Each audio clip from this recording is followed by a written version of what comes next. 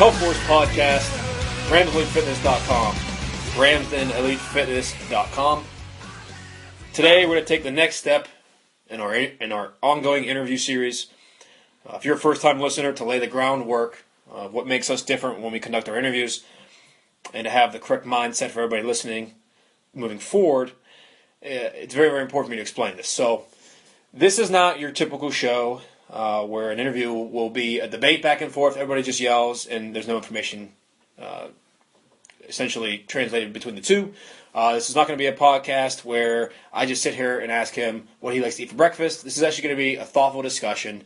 We're going to get into science, some research, some anatomy, and really try to inform the listener.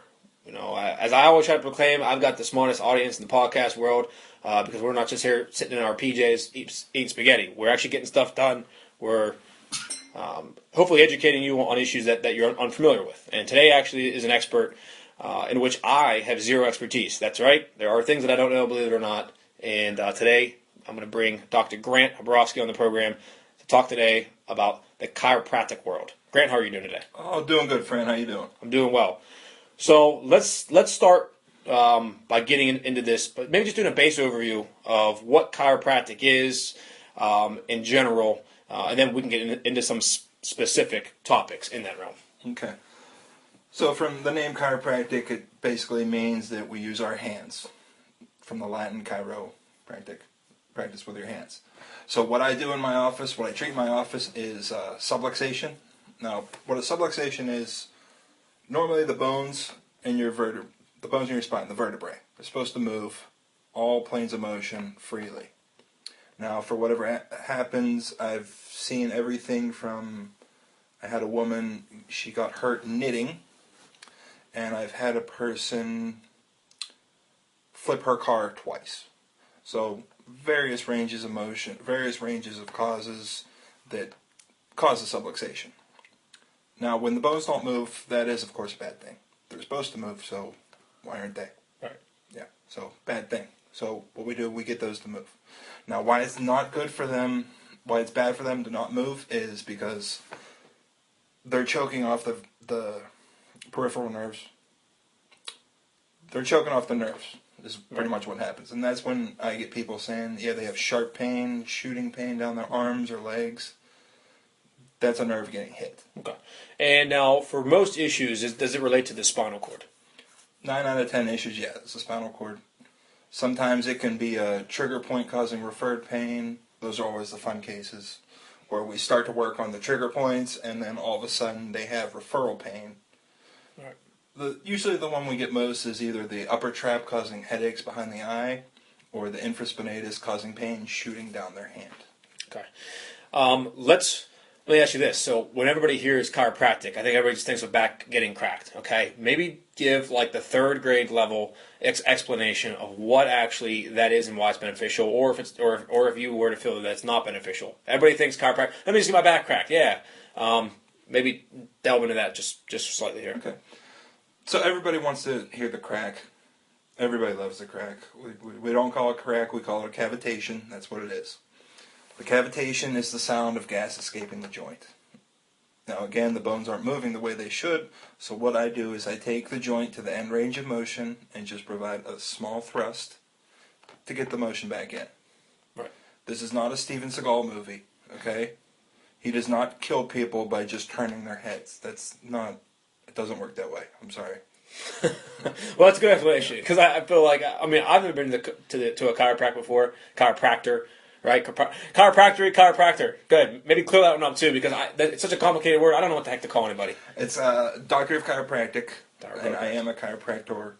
All right. That's good then. I feel like even that it's important to get the terminology correct. Otherwise, you sound like a bimbo. So I've never been to have been quote unquote adjusted. I've never gone before.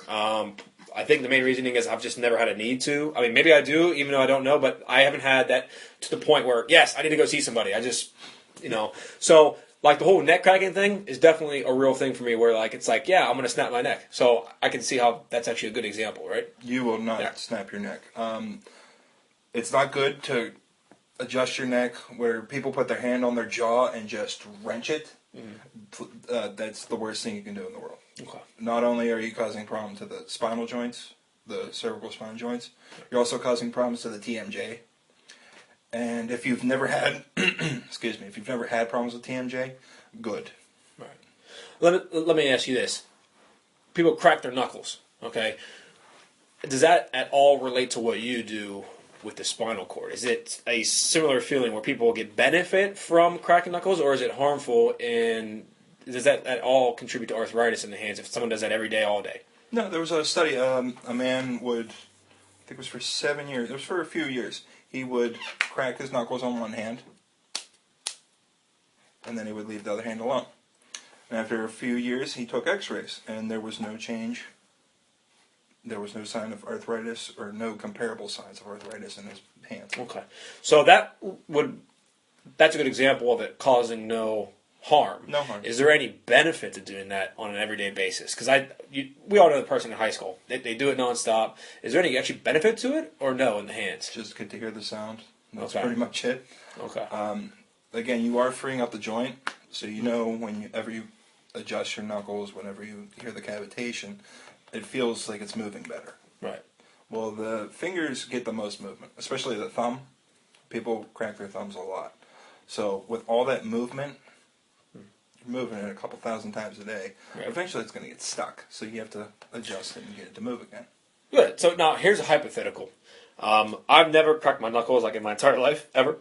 Does that mean that if I were to crack it now, I would, even though I have no issues with my hands, that would release more range of motion, you think? Or are there some cases it's just, no, it just, maybe someone doesn't need to have their knuckles cracked? Is there any, am I missing out on benefit from not cracking, or is it pretty much a mute point? When it comes to your knuckles, there's no nerves flowing through there. So it's just their basic joint. Now when it comes to your neck, that's a whole different thing. There are multiple joints even between one segment and the next. The spinal cord is in the back. You have the vertebral end plates, the disc, the fibular. Who cares, right? Fibrosis. Sorry, I'm trying to remember my anatomy from 4 years ago. I hear you. Well, I'll tell you what about anatomy. I'm obviously being in the exercise world, we talk to lay people all day, every day.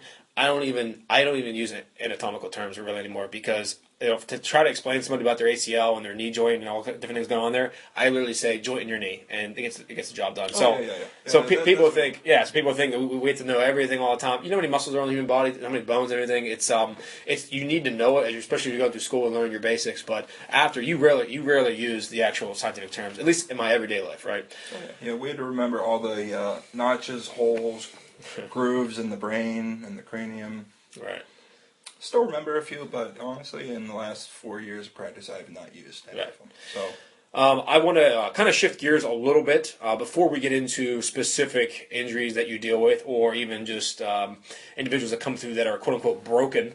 I'd like to talk about your industry a little bit from an outsider's perspective. I do consider myself an outsider to chiropractic because health and I guess you could look at it as the health and fitness world, but I'm morely focused and concentrated on nutrition and fitness and exercise. So from an outsider's perspective, it seems to me that your industry is 50-50 in terms of what the outsiders believe. Like, oh yeah, it works. Or people, there's a big group that says, you're going to go see a chiropractor, they don't do anything. Why do you think that is? First of all, do you agree with that you think most people are skeptical of chiropractic? There are a lot of people skeptical. I believe, what was the last study? Chiropractors see anywhere between 6 and 12% of the national population. So why do you feel that is? Do you think it's something in your industry, or are there other quote-unquote professionals that are tarnishing it, or is it just something that's inherently with that practice? That There are a few, try not to swear on this one, bad apples, right, I guess you would say. However,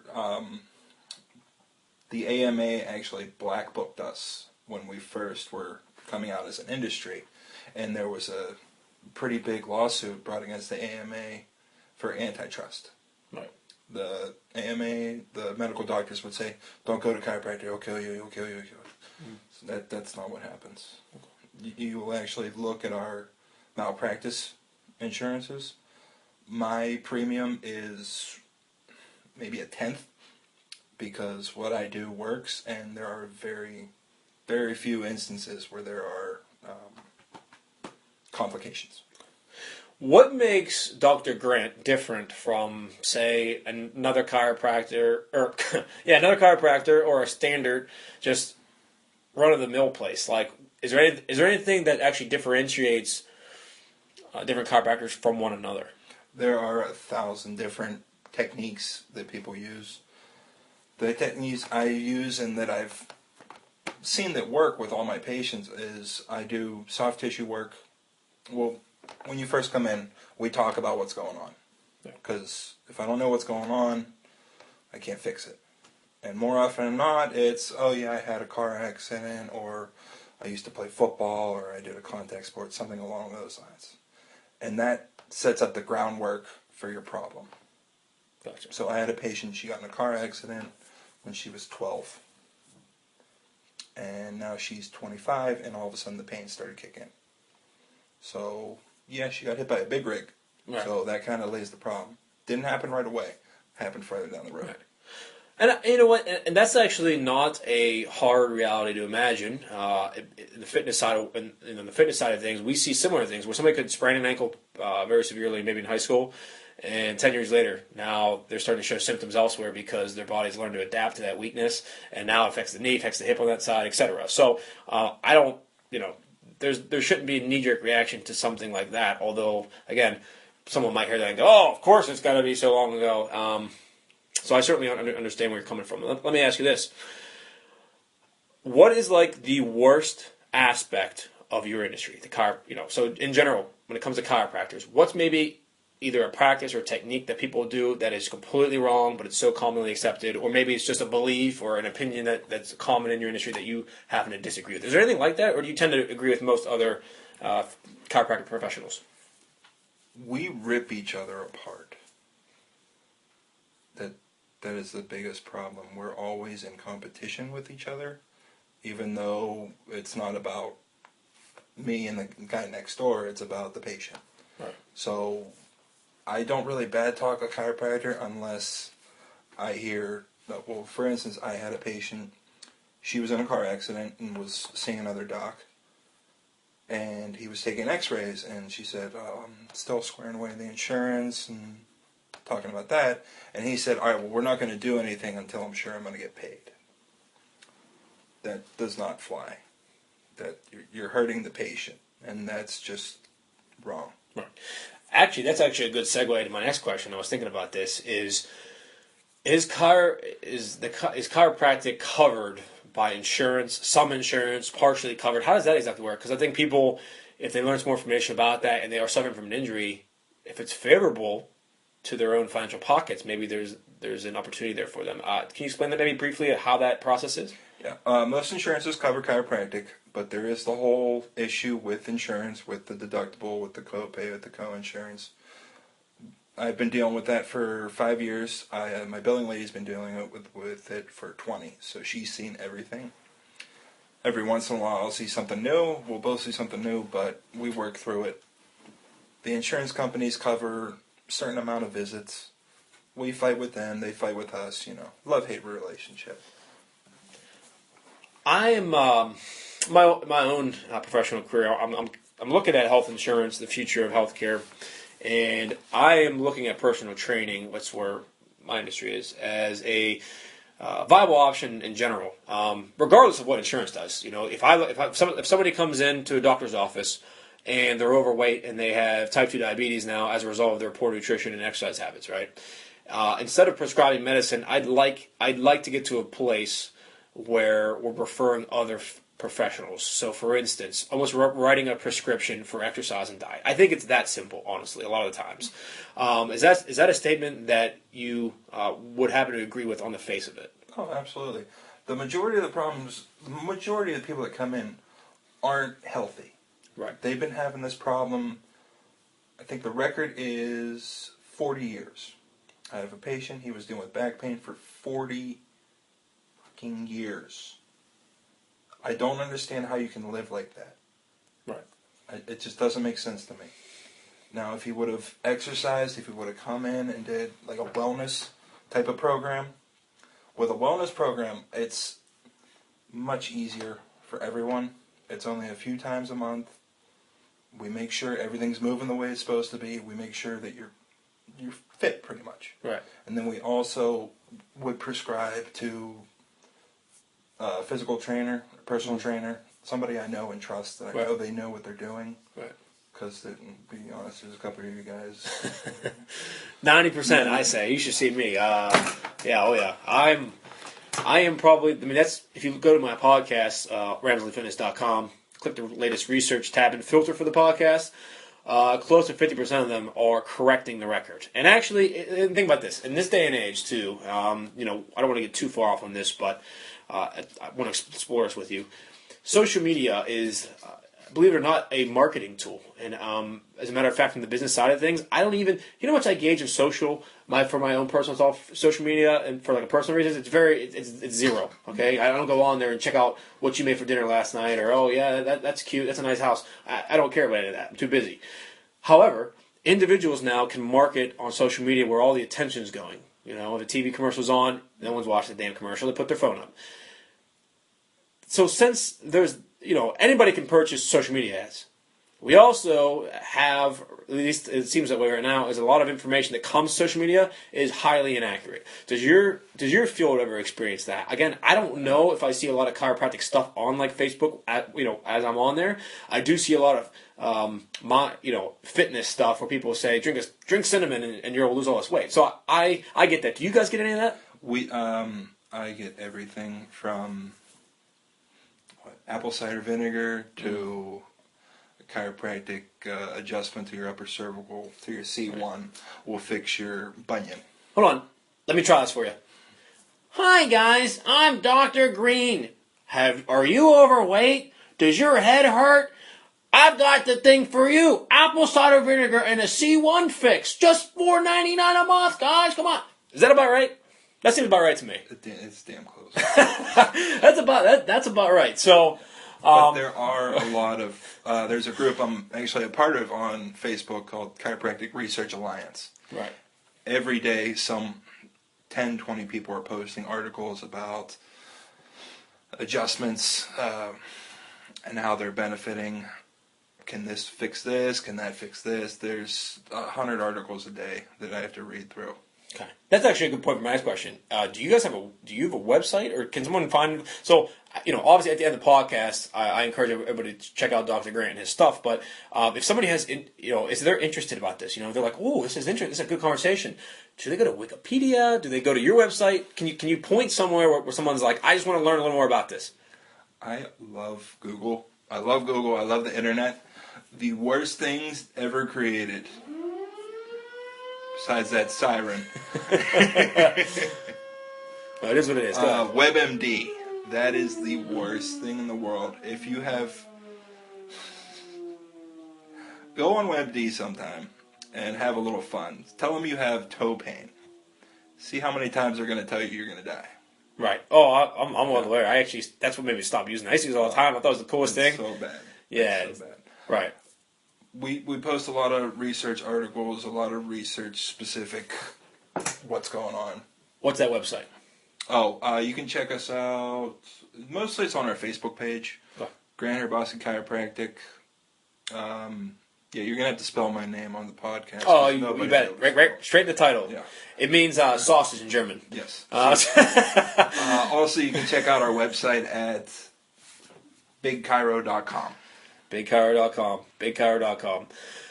Let me ask you this. What's the most common injury that comes in that you feel 1,000% confident to fix in, being able to predict it? And the reason I ask is I'm sure there might be common ailments that come in that are a little more tricky. What's something out there that maybe someone's listening to this and it's a common, you see it often, they suffer from it, but it's super easy to fix. Maybe not in terms of like one time, but I mean, like you're certain, you see it often, you know exactly what to do, and you can fix it. Can you maybe describe either an injury or someone that suffers from something? Well, the big problem I run into is people think it's a snap, all right, you're all better. And it's really, sometimes it is that way, but that's usually 1 in 20 people. A lot of the times it's, you've been doing this for so long, you've been slouched, you've been sitting on the couch, you've been bent over, work all day, that it takes a little longer to get there. It's like going to the gym. You're not going to bench 500, 300 pounds in your first set. Right. Now, as far as the common things that I see, I could tell you I've seen damn near everything. Low back pain, sciatica, headaches, thoracic outlet syndrome. Low back pain, what tends to be a big causer of that? A big cause with that is sacroiliac dysfunction. So you have your sacrum in the middle. Yeah, you know anatomy. Yeah. And your iliac on either side. This is hips for you newbies out there. Go ahead, continue. Yes. Pelvis. Apparently hips encompasses 4 bones, so we'll just Yes, go with that. that makes it easy for everybody, yes. So you have the sacrum in the middle, SI joints on either side. Now, usually it happens when people sit cross-legged, keep the wallet in their back pocket, or, well, I had somebody yesterday fell down some stairs. So it gets twisted, and it gets restricted. And you can feel it. I get it sometimes, too. I'll be walking down the street, down the sidewalk, and every once in a while my foot will skid against the pavement. And that just means my SI is out, my legs are imbalanced. Really easy to fix. I do it probably, 8-10 times a day. You just get it back to move. Now the big problem with that is it can cause sciatic pain, because again, move it on both sides, well, that's where the sciatic nerve comes through and goes right down the back of your leg. So you can state with confidence then the individuals out there that think if they just were to make a statement like this, yeah, I have some muscle pain, my back's a little tight, I'm gonna go and get cracked, and he always fixes me up, and I'm good to go home. Something like that, are you saying is untrue or just part of the story? Like, is that not the full? That's part of the story. Okay. It's about where they were. I've had people come in where it's 10 out of 10 pain. 100% 10 out of 10 pain. I had a patient, guy that's been with back pain for 40 years now. He's been sleeping for 2 hours a night. That's it. 2 hours. Takes him about 4 hours to lay down and get comfortable. 2 hours of sleep, then he's up. He just rescheduled for next week. He's been sleeping 8 hours. He's actually been sleeping more than I have. Right. And he's still working. Me too. Still moving in. It's really impressive. Is he the most impressive story that you have, or have there been more, hey, I'm really broke, and now I'm at least functional or better? Do you have any other stories like that, or is that probably the biggest one, someone that can't sleep? Yeah, I had a patient, the one that rolled her car twice on Allegheny River Boulevard. She was having back pain since she was 16, and she is 24 now, so that's 8 years of pain. She actually scared me for a little bit, because I was treating her.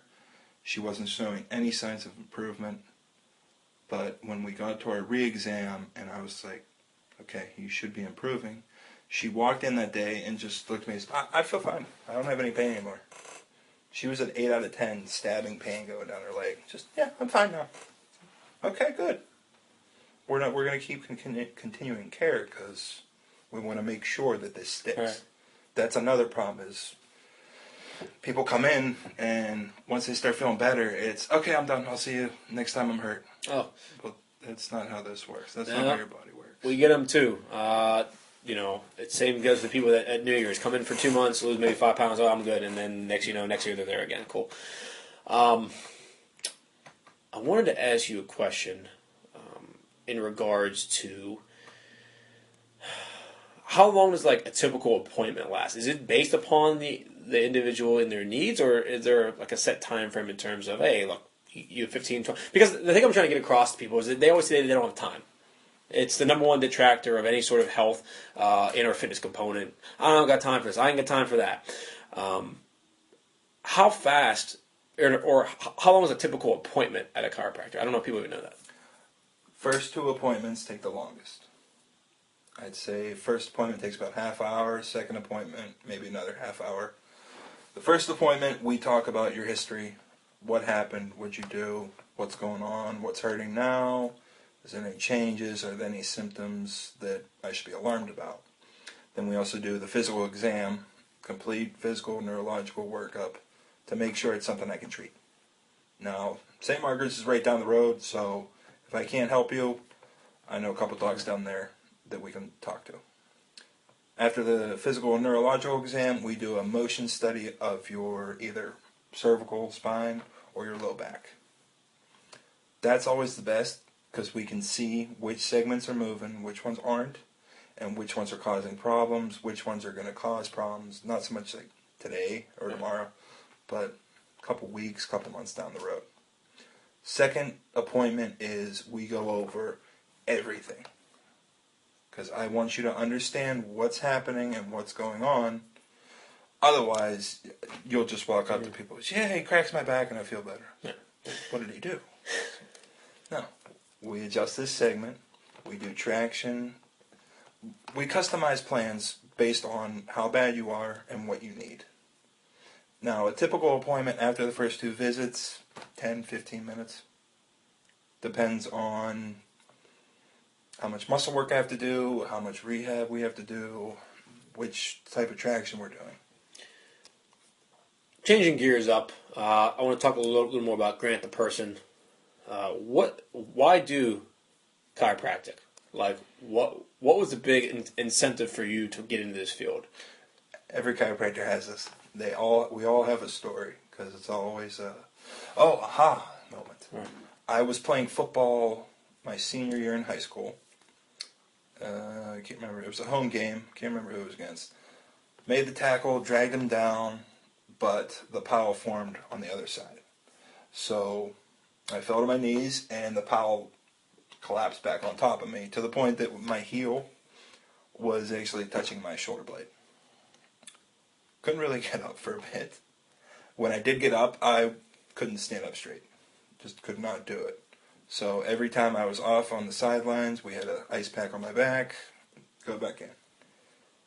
Well, after the game, talked to my trainers, say, yeah, just put some ice in it, get some ice on it, eat some Advil, you'll be fine. Really wish I knew the side effects of Advil when I was a kid. Yeah, that's always fun. We used to buy a bottle, and it would be gone by the end of camp. Oh yeah. Yeah, really wish I knew that. Yeah. So. So I went after the game. I still couldn't stand up straight. So I went and saw my mom's chiropractor right after the game. Didn't even get a shower. He took an x-ray, made sure nothing was broken, put me on the table, adjusted me, went back in, stood up, walked around, felt great. After that, I was like, okay, there's something to this. And then I did a research study on it for my senior project. I was in pre-chiropractic program at Slippery Rock and went to New York Chiropractic School 2009 to 2012. So yes, there's schooling involved. That's my next question. So people that are out there that says, oh, there's chiropractic, they don't, how long is schooling we talk about? Is it like an actual comparative to an MD almost? I mean, is it? It is 10 semesters, 10 trimesters. First full year, you're just doing basic sciences. Anatomy 1, 2, 3, biochemistry 1 and 2. You're pulling back some repressed memories there, man. Come on now. There is a lot of schooling. It is not just, yeah, you're fine. There are national boards. There are four parts of the national boards. They are hell. But they weed out those that can and those that shouldn't. And that is a huge thing. See, I mean, I almost wish we had, in my industry, something similar. We are no education, weekend certification. An individual could be a bagger at your store, putting the groceries in your bag one day, 2 days later, and $1,000 cheaper be a certified personal trainer. So my industry is bogged down with a lot of bottom feeders.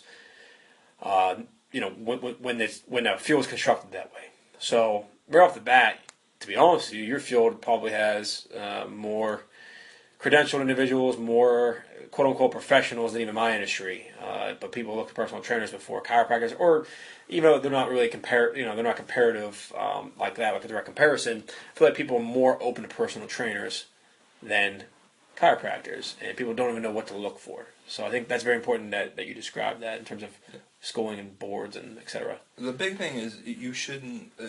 the huge problem we're having with our healthcare, medical care, is it's all focused.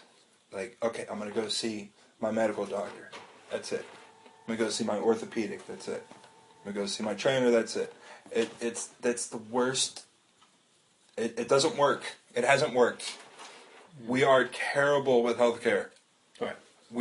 I can't remember what we're ranked anymore. I think it's like 38 or 60s. At the very least, we're not efficient. I think that's what people don't understand. It's not necessarily, like I would argue, it's not that we don't have technology. It's not that we're not advanced. A lot of it is actually self-inflicted for the most part. You know, like I can't stand the fact that we have so many individuals that need help, and usually this is where I differ from people. Yes, self-responsibility is a big part of it, but my other thing, especially in my industry, in terms of looking at body composition, people being overweight, or someone being, 500 pounds, my industry is not very good. Just bottom line. It's because we have those low standards. We don't have boards. You have to have a degree. And none of that's required to be a personal trainer. People are spending more now than ever on, like, my services. And yet our BC rate is still up. It's still going up. It's not, it's slowed, but that don't mean crap. So I feel like, I can feel you on certain things. Yeah, it's a crime. It's really, and the worst thing is, it's not the patient to blame. They don't know. They just don't know. Right.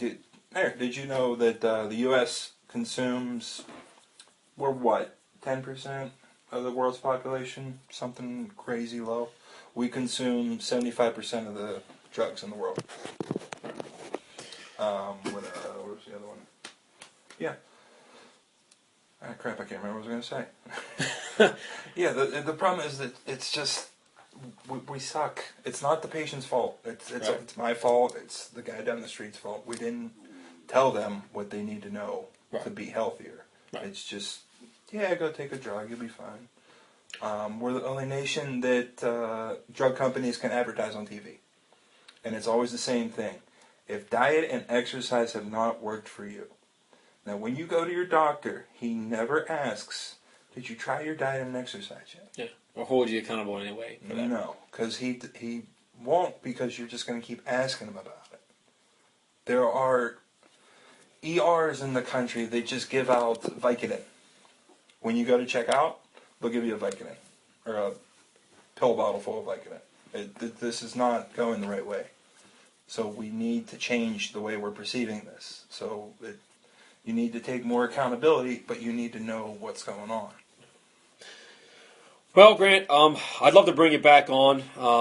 Maybe next time we can get into some specifics. This was a good overview of basics for individuals that have no idea what is involved with a chiropractor.